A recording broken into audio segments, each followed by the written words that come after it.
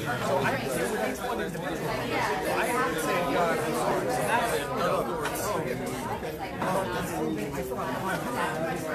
a good evening. I'm gonna go. Ask.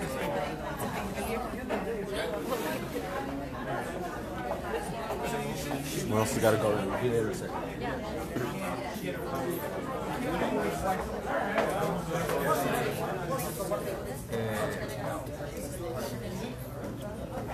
He actually went to heaven by stepping there.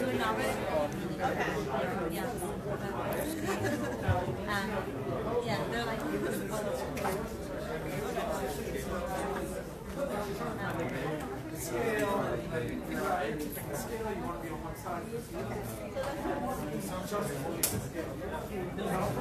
We want to be like this.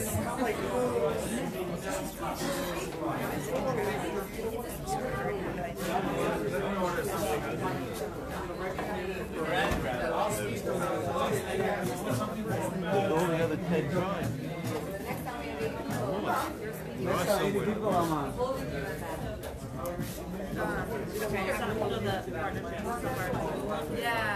yeah. So that's like the phrase.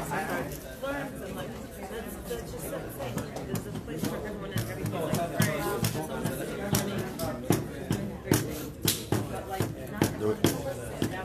Hello everyone, welcome to Partners in Torah, where we learn a lot of Torah. He's the best guy, Thank you.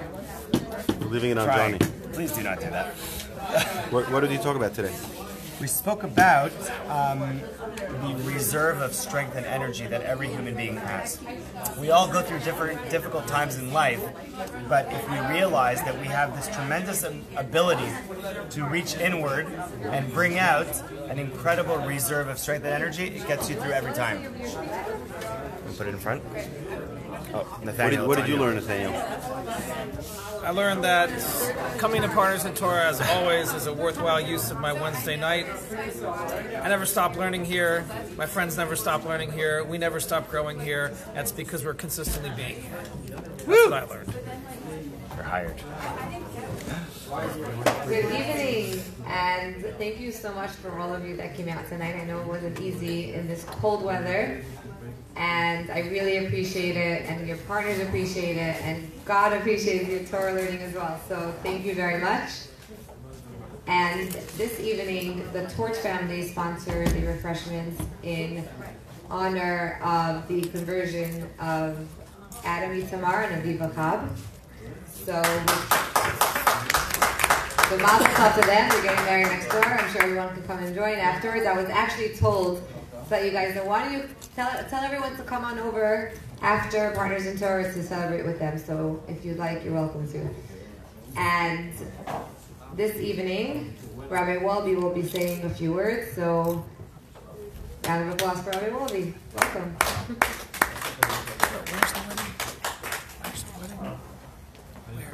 Thank you so much. Thank you. It is such an honor to be here again on a Wednesday night. I want to give a great shout out to everyone who's here tonight. It is incredible to see everyone here. Even though it is cold and in Houston we're not accustomed to this this climate, and it is really inspiring to see everyone here. I want to just also acknowledge Adam Itamar and Aviva Chab, who came to Torch about 2 years ago, or maybe more, and started to show a very strong commitment to Torah study. And after a while, they came to me and said, Rabbi, we're thinking of, connecting more with the Jewish people. And I said, okay, Torch is about teaching Torah, but if you want to convert, you got to go to the boss, to the king, Rabbi Yacobian, and introduce them to Rabbi Yacobian, and I haven't seen them since. But they're really incredible people, and to see their spiritual and educational journey has really been an enormous inspiration.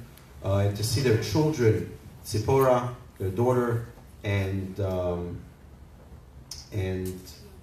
Yonatan. It's really, really incredible to see this entire family transform their lives.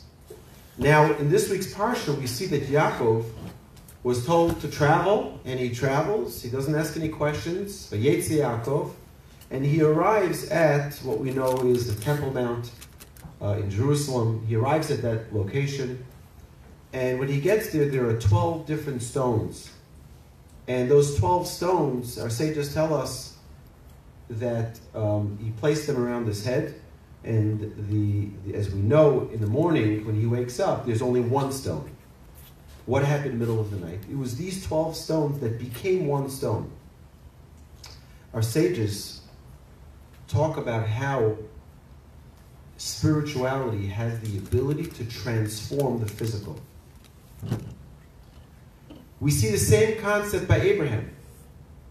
Abraham purchases his property to bury Sarah from the people from Bnei Chet, and it says, Vayakam Steafron. The land became elevated. The land elevated itself. Why?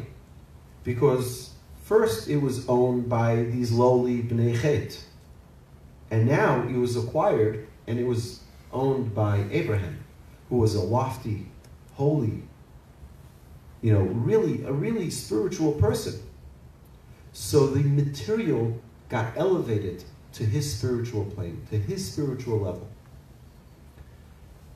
The same thing happened with Yaakov. Yaakov, these stones, there's a lot to talk about why they became into one and why they were 12 to begin with, because each tribe has its own identity, the goal, the purpose of our existence as the Bnei Yisrael, the children of Israel, is to keep that unity. Even though we're each unique and we're each different, to keep that unity. But the fact that stones merge together to become one is a concept that our sages tell us is that when we infuse our physical with spiritual, the physical takes on a new existence. We all came here, I assume, by car.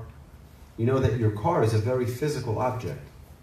But if you infuse that car with spirituality, with holiness, then it's no longer a physical object. It becomes a spiritual object. We can give people rides. We can deliver meals on wheels. We can go visit sick people. We're taking something which is completely physical and elevating it to become something spiritual. We have the ability to do that with our money. We have an ability to do that with our homes, welcoming guests into our home, hosting people. We have the ability to do that with our clothes, share them with other people. Someone needs something, lend them something. We have the ability to take all of our physical possessions and elevate them and make them something spiritual. And this is something that we all need to, strive for. Strive to get to that point where our physical is no longer physical. It becomes spiritual. It becomes transformed. It doesn't stay a stone.